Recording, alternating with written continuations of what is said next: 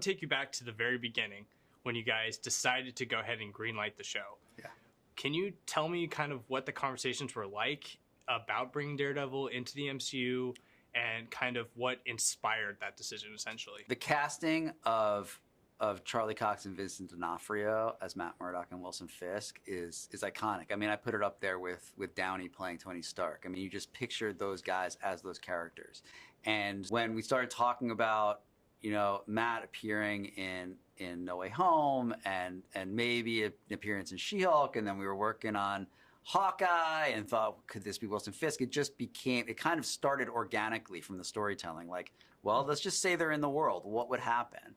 In the back of my mind, I was like, all right, I'm thinking about the continuity. I'm like, I think it'll line up. Like, I think we could just, because at the time we were building the Infinity Saga. It was like we couldn't really also try to make sure everything like folded in perfectly.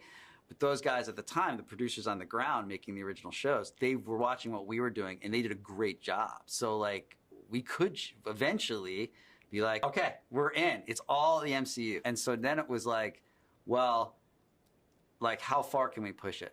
Right. How violent can we make it? How gritty can we make it? How much like the comics can we make it? And there was no limit. Like the more we pushed, the better it got. And that's how we got to where we are today.